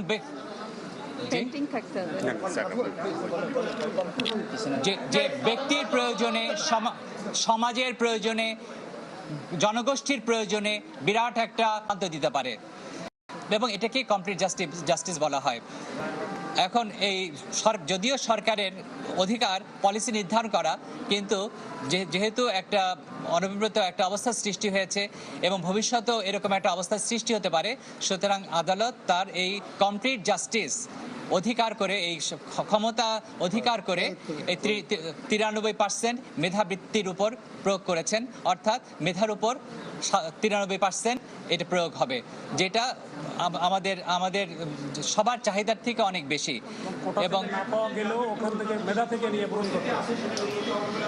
হ্যাঁ, এটা আমি মনে করি উন্নতি হবে, কারণ যারা আন্দোলন করছিল তারা কিন্তু কখনোই বলেনি যে কোটা সিস্টেমকে একেবারে অ্যাবলিশ করে দেওয়া হোক। তারা কিন্তু সবাই সংস্কার চেয়েছে। কোর্টও আমাদের কাছে জানতে চেয়েছিলেন আমরা সংস্কার কি চাই না। আমরা বলেছিলাম সংস্কার চাওয়া বা না চাওয়া এটা সরকারের এখতিয়ার, কিন্তু কোর্ট এখানে যে সিদ্ধান্ত দিয়েছেন, এখানে যে আন্দোলনকারী আছে, সেই আন্দোলনকারী যেভাবে চেয়েছিলেন যে 5% বা যেভাবেই হোক, সেটা কিন্তু তাদের চাহিদা অনুযায়ী হয়েছে। সুতরাং আমি মনে করি যে আদালত আজকে যে রায় দিয়েছে, সর্বান্তক মেধাবৃত্তির উপর ভিত্তি করে যে সিদ্ধান্ত অভিপ্রায় ছিল এই জাতির কাছে, সেটাই এটা প্রতিফলন হয়েছে এই রায়ে। ধন্যবাদ। রিচার্ড, আপনি শুনছিলেন যে আইনজীবী কথা বলছিলেন, আর এখানে আরেকটা বিষয় আমি একটু রিচার্ড বলতে চাই। আপনি প্রজ্ঞাপনের প্রসঙ্গটি বলছিলেন, 3 মাস পরে নয়, 3 মাসের মধ্যে প্রজ্ঞাপন জারির কথা আদালত বলেছেন। আর এখানে আপনি বৈষম্য বিরোধী ছাত্র আন্দোলন, অর্থাৎ যারা কোটা সংস্কারের জন্য আন্দোলন করছিলেন, তাদের কথা জানতে চাইছিলেন বা তাদের প্রতিক্রিয়ার ব্যাপারটি বলছিলেন। আপনি একটু জানাতে চাই, বৈষম্য বিরোধী ছাত্র আন্দোলনের অন্যতম সমন্বয়ক সার্জিস আলম, তিনি একটি প্রতিক্রিয়া দিয়েছেন। তিনি এই আদালতের রায়কে স্বাগত জানিয়েছেন এবং বৈষম্য বিরোধী ছাত্র আন্দোলন এই ইস্যুকে ইতিবাচক, কোটা আন্দোলনের যে ইস্যু বা কোটার যে ইস্যুর আজকে সমাধান আদালত থেকে এলো, সেটিকে তারা ইতিবাচক হিসেবে দেখছেন বলে জানিয়েছেন। এবং তিনি সার্জিস আলম যেটি বলেছেন, তারা আশা করেন যে আদালতের যে ডিরেক্টিভ, সেটি এখন সরকার মানবে। আর আপনি এই যে এখন যে আইনজীবী কথা বলছিলেন ব্যারিস্টার আহসানুল করিম, তার প্রতিক্রিয়া আপনি শুনছিলেন যে কোটা কিন্তু সরকারের পলিসিগত বিষয়, সরকারের। আপনি জানেন বাংলাদেশের গণতান্ত্রিক সরকার, গণপ্রজাতন্ত্রী বাংলাদেশ, এই রাষ্ট্রের মালিক হচ্ছে জনগণ। জনগণ 5 বছরের জন্য তাদের দেখভালের জন্য ভোট দিয়ে সরকার নির্বাচিত করে। তো সুতরাং যে সরকার যখন ক্ষমতায় থাকেন, এখন যে সরকার আছেন, তারা কিন্তু বাংলাদেশের 17 কোটি মানুষ তাদেরকে চেয়েছেন, তারা 17 কোটি মানুষকে পরিচালিত করবেন। মানুষ তাদেরকে ভোট দিয়ে নির্বাচিত করেছে তাদেরকে দেখভালের জন্য, তাদের কল্যাণের জন্য। তো সুতরাং সরকার জনগণের প্রতিনিধিত্ব করে। এই কারণেই বারবার এই কথাটি বলা হচ্ছে যে এই বিষয়গুলো সরকারের পলিসিগত বিষয়, কারণ এই পলিসি নির্ধারণের জন্য বাংলাদেশের নাগরিকরা সরকারকে ভোট দিয়েছে। তো সরকার জনস্বার্থ বিবেচনা করেই সিদ্ধান্তগুলো নেবেন। এখন বিষয় যেটি দাঁড়াচ্ছে, আপনি জানেন একটি সমাজে, একটি রাষ্ট্রে বিভিন্ন মত, বিভিন্ন পক্ষ থাকে, বিভিন্ন চাওয়া থাকে, কিন্তু সরকারের কাজ হচ্ছে এই বিভিন্ন চাওয়া, বিভিন্ন পক্ষ, বিভিন্ন মতকে একত্রিত করে সর্বোচ্চ জনকল্যাণ যেখানে নিশ্চিত হবে সেই কাজটাই করা। সুতরাং এই বিষয়টাই কিন্তু আইনজীবীরা বোঝানোর চেষ্টা করছেন, কিংবা আদালতও এই কারণে এই বিষয়টি বলেছেন। আদালত ডিরেকশন দিয়েছেন যে 93% মেধা, 7% কোটা, কিন্তু সরকার জনকল্যাণ বিবেচনা এখানে চাইলে পরিবর্তন, পরিমার্জন বা অন্য জনকল্যাণের জন্য কিছু করতে পারেন। তবে ব্যাপারটি কিন্তু আমি বারবারই রিচার্ড আপনাকে বলছি, কারণ এই আন্দোলনটি চলাকালে আজকের রায় পর্যন্ত সরকারি তরফে বারবারই বলা হচ্ছিল যে নীতিগত এবং যৌক্তিক সংস্কারের বিষয়ে সরকার নীতিগতভাবে এক। তো এখন আসলে পরবর্তীতে দেখার বিষয়, কারণ সরকার নিশ্চয়ই চাইবে কোনো পক্ষ যেন সংক্ষুব্ধ না হয়, সব পক্ষকে সংক্ষুব্ধ রেখে সকল নাগরিকের সন্তুষ্টি যেন পাওয়া যায়, সেরকম ধারাতেই পরবর্তী কার্যক্রমগুলো এগিয়ে নিতে। রিচার্ড। রুমেল, আমরা দেখছিলাম যে যখন হচ্ছে গিয়ে ব্যারিস্টার হাসানুল করিম কথা বলছিলেন, উনি একটা বিষয়ের অবতারণা করেছেন, সেটি হচ্ছে গিয়ে কমপ্লিট জাস্টিসের আদালত যে কোনো সময় যে কোনোভাবে যেটা জনস্বার্থে বিবেচনা করা যেতে পারে সেই আইনের মানে আদেশ দিতে পারেন। সেই আদলেই আসলে এই বিষয়টির নিষ্পত্তি আজকে করা হয়েছে। তো এই কমপ্লিট জাস্টিসের বিষয়টাতে যদি আপনার কাছে একটু ব্যাখ্যা জানতে চাই, আপনার জানা মতে আসলে এর মানে আর কোনো ব্যাখ্যা আছে কিনা সেটি যদি আমাদের একটু জানাতেন। কমপ্লিট জাজমেন্ট, আপনি কি পূর্ণাঙ্গ রায়ের কথা বোঝাচ্ছেন রিচার্ড? হ্যাঁ, কমপ্লিট জাস্টিস সেটার পূর্ণাঙ্গ রায়ের কথাই বোঝাচ্ছি। আচ্ছা, এখন ধরুন আপনি আদালত কিন্তু, যেমন এর আগে আমরা যখন হাইকোর্টের রায় নিয়ে আলাপ করছিলাম, আমি তখন কিন্তু বলছিলাম যে হাইকোর্টের পূর্ণাঙ্গ রায়টি প্রকাশ হয়েছে। আপনি জানেন যে কোনো মামলার ক্ষেত্রেই আদালত একেবারেই এজলাসে বসেই পূর্ণাঙ্গ রায় ঘোষণা করেন না। রায়ের মধ্যে যে ডিরেকশনটি আছে কিংবা রায়ের যে মূল কথাটি আছে সেটি আদালত এজলাসে ঘোষণা করেন। অর্থাৎ এই রায়তে কি আছে, এরপরে পূর্ণাঙ্গ যে রায় সেটি প্রকাশ পেতে কিছুটা সময় লাগে। এটি হচ্ছে মানে স্বাভাবিক প্রক্রিয়া। তো আজকে কিছুটা সময়, এখন সেটি কতদিন সময় সেটিরও কিন্তু নির্দিষ্ট করে কোনো ব্যাখ্যা নেই যে কতদিন। এটি হচ্ছে যে যৌক্তিক সময়ের মধ্যে আপনার পূর্ণাঙ্গ রায় প্রকাশ করা হওয়া উচিত, এটাই মনে করা হয়। এখানে আরেকটা বিষয় আপনাকে একটু জানাই, মানে উদাহরণ দেওয়ার জন্য আপনাকে বলি, এই কিছুদিন আগে পর্যন্ত এরকমও হয়েছিল যে অনেক রায় হয়েছে, বিচারপতি হয়তো অবসরে চলে গেছেন কিন্তু পূর্ণাঙ্গ রায় প্রকাশ হয়নি, কিন্তু বিচারপতি অবসরে গিয়ে পূর্ণাঙ্গ রায় প্রকাশ করতে আইনত কোনো বাধা ছিল না, কিন্তু নৈতিকভাবে বিষয়টা আসলে কতটুকু যৌক্তিক এরকম একটি ব্যাপার সুপ্রিম কোর্ট থেকে উঠেছিল। সুপ্রিম কোর্টের সে সময়কার প্রধান বিচারপতি তিনি সকল বিচারপতিকে একটি মৌখিক নির্দেশনা দিয়েছিলেন যেন পদে থাকা অবস্থাতেই প্রতি বিচারপতির হাতে যে মামলাগুলো থাকে সেগুলোর পূর্ণাঙ্গ রায়টি দিয়ে যান। তো এখন গত বেশ কয়েক বছর ধরে সেই ধারাটাই কিন্তু অনুসরণ করা হচ্ছে। অর্থাৎ যে কোনো মামলার এখন আমরা দেখি যে পূর্ণাঙ্গ রায় প্রকাশ পেতে আসলে খুব বেশি দিন সময় লাগে না। আর এই মামলা, আজকের এই মামলাটি যেহেতু খুব বেশি জনগুরুত্বপূর্ণ এবং এটি নিয়ে আপনি জানেন যে দেশ জুড়েই অনেক আলোচনা, দেশ জুড়েই আন্দোলন হয়েছে, সুতরাং এ রায়ের পূর্ণাঙ্গ কপিটিও খুব অল্প সময়ের মধ্যেই প্রকাশ পাবে সেটি আশা করা যায়। নিশ্চয়ই রিচার্ড, এরই মধ্যে আপনি জেনে থাকবেন, আমি বলছিলাম যে ব্যারিস্টার সারা হোসেন আদালতে বিশেষজ্ঞ মতামত দিতে গিয়ে বলেছিলেন যে আমাদের সন্তানদের জীবন আগে অনেক প্রাণহানি হয়েছে। আমি এরই মধ্যে যতটুকু জেনেছি, প্রধান বিচারপতি আজকে মামলার আদেশ দেওয়ার সময়, রায় দেওয়ার সময় প্রাণহানির জন্য আপিল বিভাগ দুঃখ প্রকাশ করেছেন। তো এখন ধরুন আপিল বিভাগ দুঃখ প্রকাশ করেছেন, আপিল বিভাগের তো কোনো দায় নেই এখানে, আমরা যদি এভাবে দেখি। মানে ব্যাপার হচ্ছে একটি কল্যাণমুখী রাষ্ট্রে এটিই হচ্ছে কাম্য। রাষ্ট্রের সর্বোচ্চ জায়গা থেকে, রাষ্ট্রের বিভিন্ন সাংবিধানিক এবং নির্বাহী প্রতিষ্ঠানগুলো থেকে জনগণের জন্য, মানুষের জন্যই সব কিছু করা হয়। এই বিষয়টি বোঝানোর জন্যই আজকে আপিল বিভাগের পূর্ণাঙ্গ বেঞ্চে প্রধান বিচারপতি হয়তো এই মন্তব্যটি করেন। মানে আমি এই কথাগুলো বলছি এ কারণের জন্য, এটি বোঝানোর জন্য যে এই যে মামলাটি খুবই গুরুত্বের সঙ্গে রাষ্ট্র দেখছে এবং সর্বোচ্চ জনকল্যাণ যেন নিশ্চিত হয়, সব পক্ষ যেন সন্তুষ্ট হয়, কোনো সংক্ষুব্ধতা যেন কারোর মধ্যে তৈরি না হয়, সেই দিকেই রাষ্ট্র, সরকার, দেশ চাইছে নজর দিতে। রিচার্ড। আচ্ছা রুমেল, আরেকটা বিষয় স্পষ্ট করবেন। আপনি একটু আগে যখন ব্যাখ্যাটা দিচ্ছিলেন তখন আপনি বলছিলেন যে প্রজ্ঞাপন জারি হতে এখনো 3 মাসের মধ্যে, 3 মাস সময় লাগবে সেটি নয়, 3 মাসের মধ্যে যে কোনো সময় সেটি জারি হতে পারে। তাহলে এর আগে যে পরীক্ষাগুলো অনুষ্ঠিত হবে বা এর আগে যে সরকারিভাবে যেগুলো নিয়োগের জন্য সুপারিশ করা হবে সেগুলোতে আসলে কিছু মানা হবে কিনা, না এটি আসলে প্রজ্ঞাপনের পরেই আসলে মানা যাবে, এরকম কোনো বিষয়বস্তুর স্পষ্টতা আছে?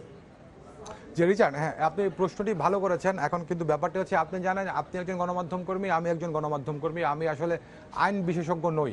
আমি আপনার সঙ্গে এতক্ষণ ধরে যে কথাগুলো বলছি, যেই বিভিন্ন ব্যাখ্যা বিশ্লেষণ করার চেষ্টা করছি, সেটি হচ্ছে যে দীর্ঘ সময় ধরে আমার পেশাগত দায়িত্ব পালন করতে গিয়ে পেশাগত অভিজ্ঞতা থেকে বিভিন্ন আইন বিশেষজ্ঞদের কাছে আমার সাংবাদিকতার জন্যই তাদের মতামত নিতে গিয়ে তাদের সঙ্গে বিভিন্ন সময় তাদের বক্তব্য শুনে সেই জায়গা থেকে সেই অভিজ্ঞতাগুলি আপনার সঙ্গে বিনিময় করছি।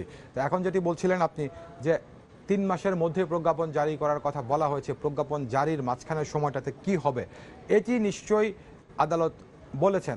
যেমন ধরেন এর আগের প্রেক্ষাপট বলতে চাই, যখন আপনার হাইকোর্টের রায়টিতে আপিল বিভাগ স্থিতাবস্থা দিয়েছিলেন তখন কিন্তু হাইকোর্ট বলেছিলেন যে 4 সপ্তাহের জন্য হাইকোর্টের রায়টি স্ট্যাটাস কো অর্থাৎ স্থিতাবস্থায় থাকবে।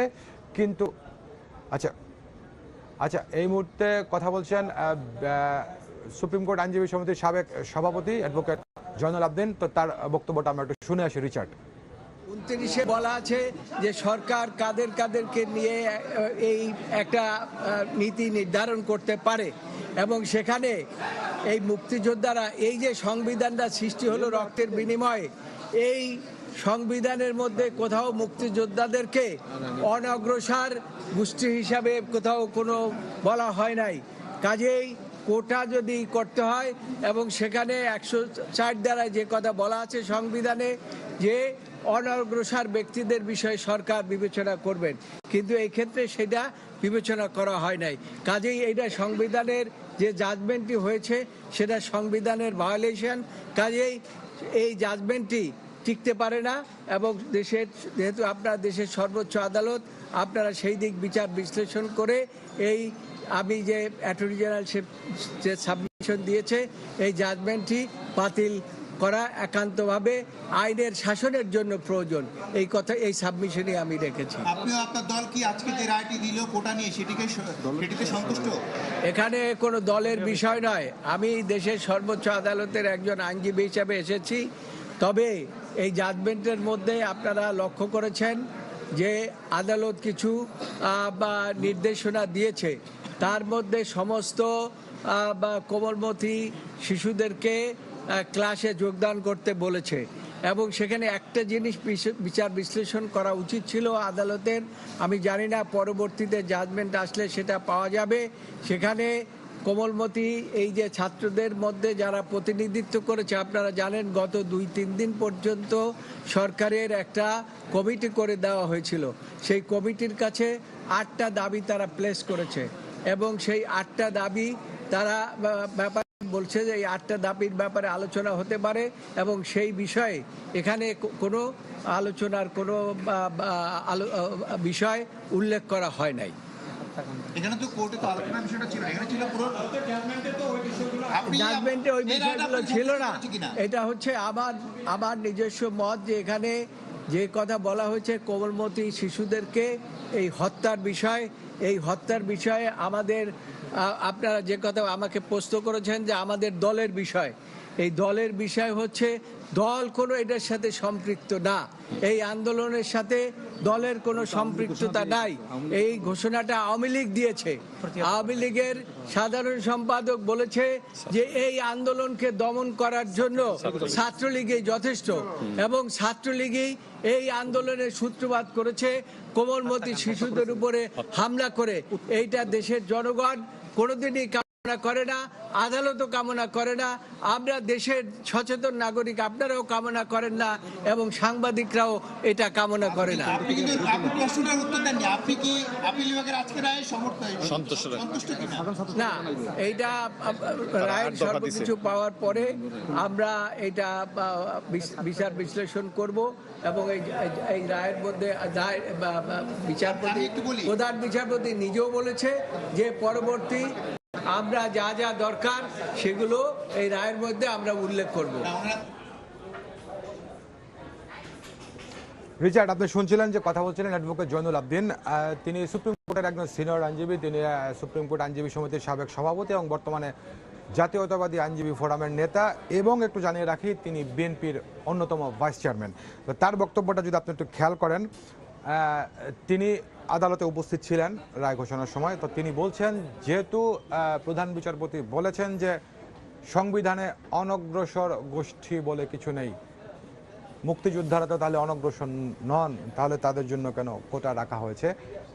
পাশাপাশি তিনি আরেকটা কথা বলছেন যে এটা বিএনপির মতামত নয়, তিনি আইনজীবী হিসেবে একটা মতামত দিচ্ছেন। কিন্তু রিচার্ড, আপনি একটু খেয়াল করেন, যেহেতু তিনি বিএনপির কেন্দ্রীয় কমিটির ভাইস চেয়ারম্যান, সুতরাং তার বক্তব্যটা আসলে কি বিএনপির বক্তব্য হিসাবে ধরা যেতে পারে বলে অন্ততপক্ষে মনে হচ্ছে। আর আরেকটা বিষয়, এখানে অ্যাডভোকেট জয়নুল আবদিনের এই বক্তব্যের প্রেক্ষিতে আমি একটু প্রধান বিচারপতির কথাতেই আবার একটু ফেরত যেতে চাই। হ্যাঁ, প্রধান বিচারপতি এজলাসে এই কথাটি বলেছেন যে সংবিধানে অনগ্রসর জনগোষ্ঠী বলে কিছু নেই। আচ্ছা, গেল এই কথাটা এক পাশে রাখলাম। আচ্ছা, আবার আপিল বিভাগে প্রধান বিচারপতি এই কথাটাও বলেছেন মুক্তিযোদ্ধাদের অসম্মান কারো কাছে কাম্য নয়। এই কথাটি আপনি খেয়াল করুন। আচ্ছা, এরপরে আপনি আসুন 7% কোটা।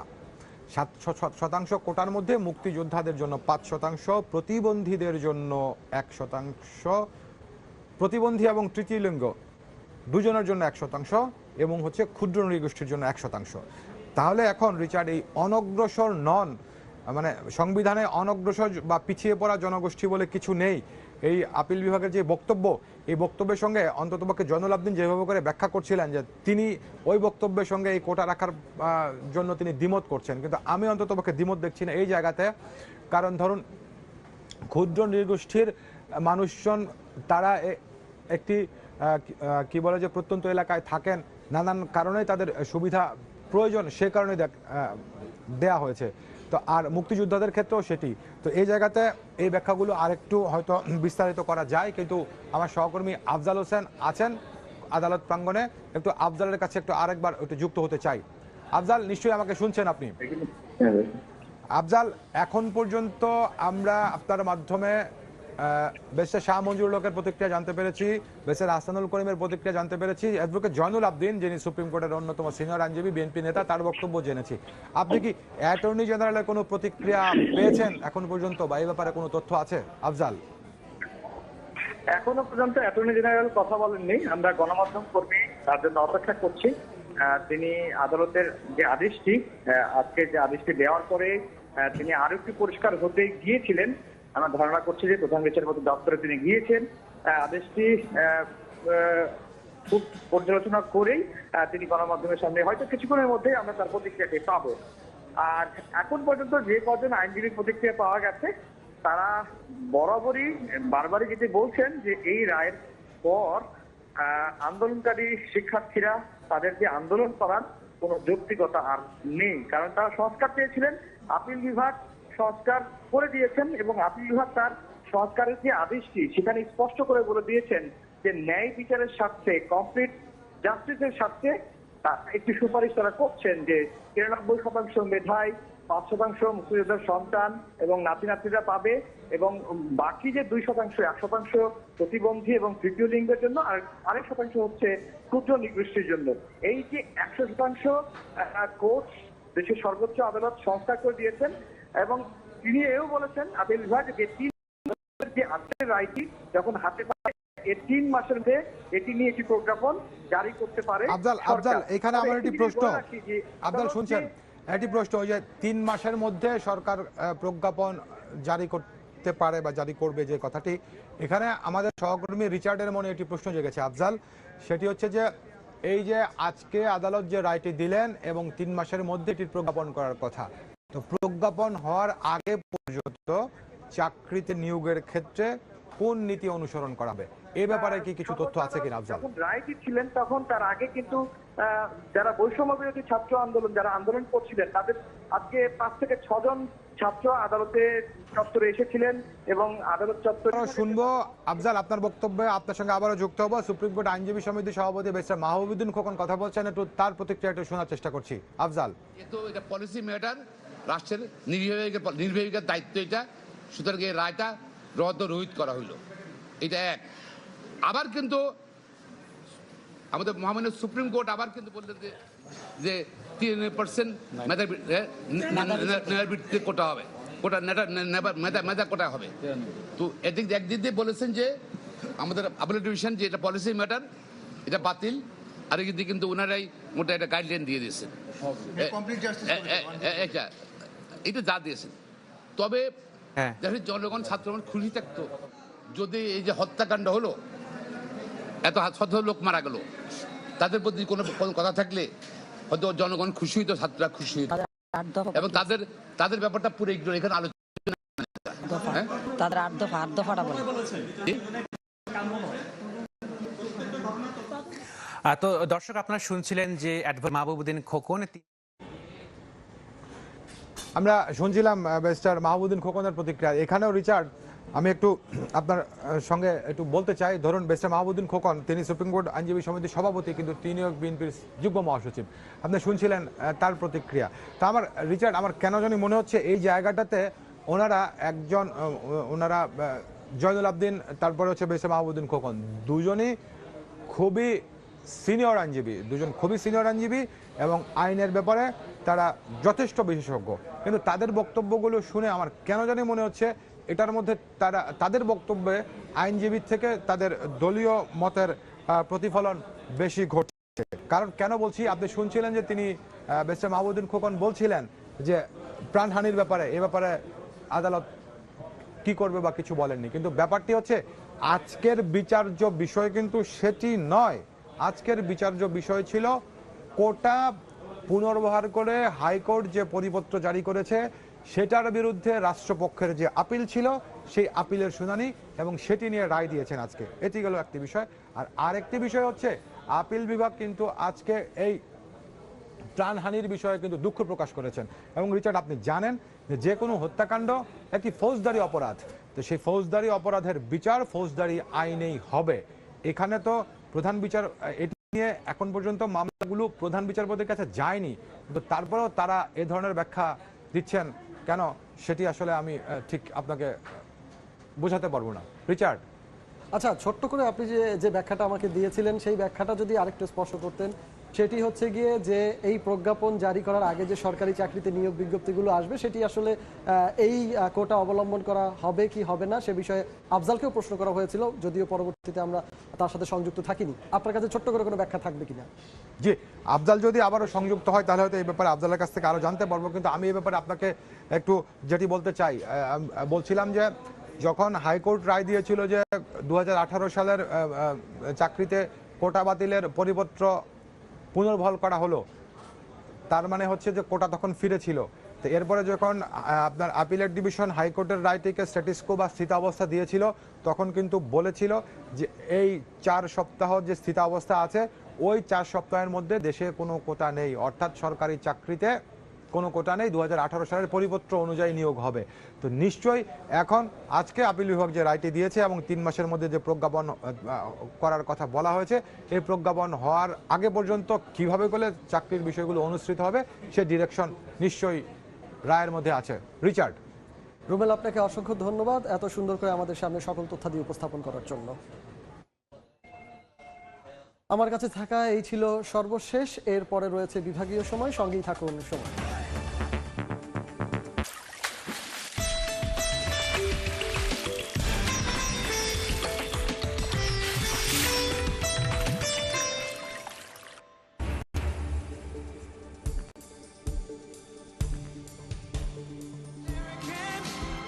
গুলিতে আহত হওয়ার পর রানিং মেট জেডি ভেন্সকে নিয়ে প্রথম নির্বাচনী প্রচারণায় ডোনাল্ড ট্রাম্প যোগ দিলেন মিশিগানের সমাবেশে। নজিরবিহীন নিরাপত্তা। তেল আবিবে ড্রোন হামলার জেরে ইয়েমেনের হাউথিদের অবস্থান লক্ষ্য করে প্রথমবার ইসরায়েলের হামলা। জ্বালানি ও বিদ্যুৎ কেন্দ্র ধ্বংস, পাল্টা জবাবের হুঁশিয়ারি গোষ্ঠীটির। গাজা উপত্যকায় আবারও বিমান হামলা, বাদ যায়নি শরণার্থী শিবির, প্রাণ গেল আরও ৩০ জনের। যুদ্ধবিরতির দাবিতে তেল আবিবে বিক্ষোভ অব্যাহত, নেতানিয়াহুর অপসারণ দাবি। ক্লাউড সিস্টেম সহ সফটওয়্যারের ত্রুটি অনেকটাই সমাধানের পথে, জানালো মাইক্রোসফট। পুরোপুরি স্বাভাবিক না হওয়ায় যুক্তরাষ্ট্রে বহু ফ্লাইট বাতিল। দক্ষিণ পশ্চিমাঞ্চলে ভূমিধস, শ্যাংলু শহরে ব্রিজ ভেঙে 11 জনের প্রাণহানি। ভারতের মহারাষ্ট্রে ভারী বৃষ্টিতে জলাবদ্ধতা, 12 জেলায় হলুদ সতর্কতা জারি।